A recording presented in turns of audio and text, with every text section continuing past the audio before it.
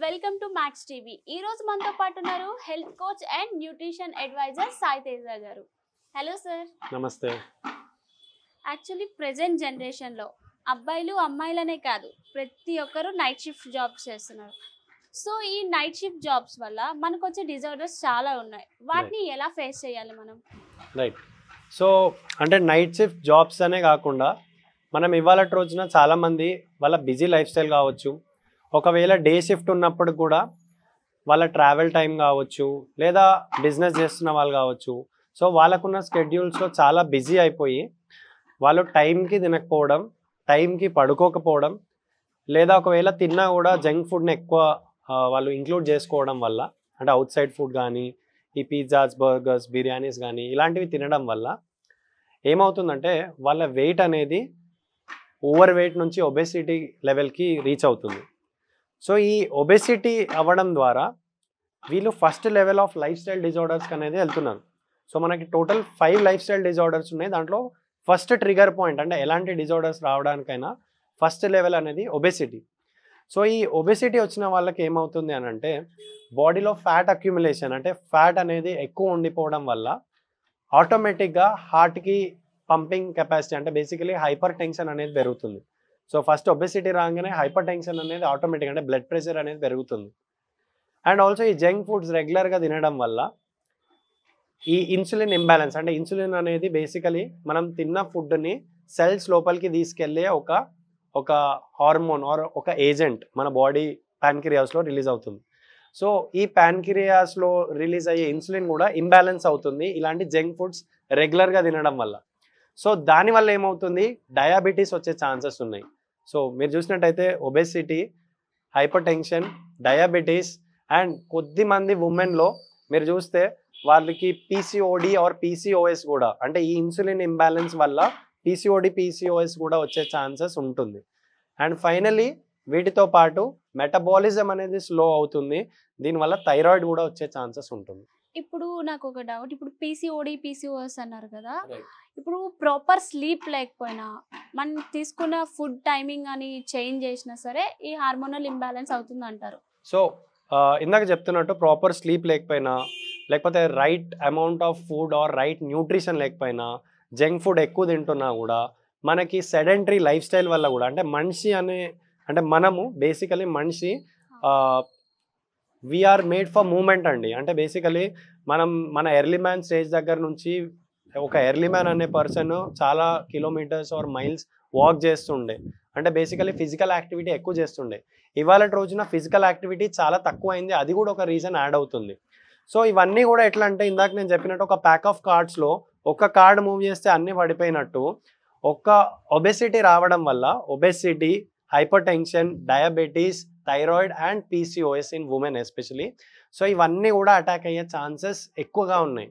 Not just for night shifts but also for people with busy life style schedules and ఎవరైతే సరిగ్గా work out చేయరో వాళ్ళందరికీ వీటిలో ఏదన్నా ఒకటి వస్తుంది. ఇదే ఆర్డర్ రావాలని కాదు, ఏదన్నా ఒకటి వచ్చిన తర్వాత మిగతా అవి ఆటోమేటిక్గా ఆ లైఫ్ స్టైల్ డిజార్డర్స్ కూడా వచ్చే ఛాన్సెస్ ఉంటున్నాయి. మనకున్న లైఫ్ స్టైల్లో కంపల్సరీగా ఒక 45 మినిట్స్ కానీ 1 అవర్ కానీ ఎక్సర్సైజ్ అనేది ఇంపార్టెంట్ అంటారు. అబ్సల్యూట్లీ ఖచ్చితంగా we definitely have to workout. We are made to move. So మనం వర్కౌట్ అంటే ఏదో విధంగా వర్కౌట్ చేయాలంటే వాకింగ్ కానీ, వాళ్ళకి ఇష్టమైన స్పోర్ట్ కానీ, ఇవాళ రోజున సాఫ్ట్వేర్ కంపెనీస్లో ఉండే వాళ్ళకి ఏదో రకమైన ఫెసిలిటీస్ ఉంటున్నాయి. వాళ్ళు క్రికెట్ ఆడడము, బ్యాడ్మింటను, లేదా వాళ్ళకి జిమ్ ఫెసిలిటీస్ ఉంటున్నాయి, యోగా ఫెసిలిటీస్ ఉంటున్నాయి. ఏదైనా ఖచ్చితంగా వాళ్ళు ఇంక్లూడ్ చేయాల్సిందే. 45 to 60 మినిట్స్ యాక్టివ్గా చేయడం వల్ల వాళ్ళ హార్మోన్స్ కొద్ది వరకు బ్యాలెన్స్ అయ్యే ఛాన్స్ ఉంటుంది. ఓకే, మరి ఈ డిజార్డర్స్ అన్నిటికీ ఏమైనా సొల్యూషన్స్ ఉన్నాయా? అదే ఇందాక నేను చెప్తున్నట్టు, మనం ఒకవేళ if someone is doing night shift, వాళ్ళు ఆ షిఫ్ట్ని అయితే వాళ్ళు ఏం చేయలేరు, రొటేషనల్ షిఫ్ట్ని కానీ నైట్ షిఫ్ట్ని కానీ ఏం చేయలేరు. సో ఒకవేళ నైట్ షిఫ్ట్ ఉండేవాళ్ళు వాళ్ళ ఈటింగ్ ప్యాటర్న్ని ఫిక్స్డ్గా పెట్టుకోవడం అనేది ఫస్ట్ థింగ్. సెకండ్ థింగ్ వాళ్ళ స్లీపింగ్ ప్యాటర్న్. సో వాళ్ళు మార్నింగే పడుకుంటున్నారు అని అంటే, సో ఓకే, ప్రకృతికి విరుద్ధంగా పడుకుంటున్నాము, అది సెకండ్ థింగ్ అయితే. సో ఒక స్లీప్ ప్యాటర్న్ అనేది కరెక్ట్గా సెట్ చేసుకోవడం. అండ్ ఫైనలీ న్యూట్రిషియస్ ఫుడ్ తినడం, అంటే ఎక్కువ జంక్ ఫుడ్ తినకుండా మనకి అన్ని vitamins, minerals, fibre, carbohydrates, proteins and fats అన్ని విటమిన్స్ అండ్ మినరల్స్ వచ్చేలా చూసుకోవడం. అండ్ ఇవాళ బిజీ లైఫ్ స్టైల్లో కొన్ని విటమిన్స్ అండ్ మినరల్స్ మనకి అందట్లేదు ఫుడ్లో. సో మనం నెససరీ చెకప్స్ చేయించుకొని డెఫినెట్గా సప్లిమెంటేషన్ తీసుకోవడం కానీ, సో ఇవన్నీ చేయడం వల్ల అండ్ ఆల్సో రెగ్యులర్గా ఎక్సర్సైజ్ చేయడం వల్ల ఇవన్నీ కూడా కొంతవరకు మనం we can stop getting these disorders to us. So ya, అంటే టైమింగ్ని వాళ్ళు చేంజ్ చేయకపోయినా వీటిని సెటరైజ్ చేసుకుంటే ఆటోమేటిక్గా మనం హెల్తీగా ఉండే ఛాన్సెస్ నిండుగా ఉన్నాయి. ఇప్పుడు నైట్ షిఫ్ట్స్ చేస్తారు, మార్నింగ్ 2, 3, 5 ఆ టైంకి వస్తారు కదా, వచ్చినాక ఇంకా పడుకుంటారు. వాళ్ళు ఏం చేస్తారంటే ఆఫ్టర్నూన్ వరకు ఇంకా అదే ల్యాక్ ఆఫ్ స్లీపింగ్ అలానే పడుకొని ఉంటారు. మార్నింగ్ బ్రేక్ఫాస్ట్ స్కిప్ చేస్తారు. దానివల్ల ఏమైనా గ్యాస్ట్రిక్ అలా ఏమైనా అవుతుందా మనకి? ట్రూ అండి. సో బేసికలీ గ్యాస్ట్రిక్ ప్రాబ్లమ్స్ అనేవి కపుల్ ఆఫ్ రీజన్స్ వల్ల వస్తాయి.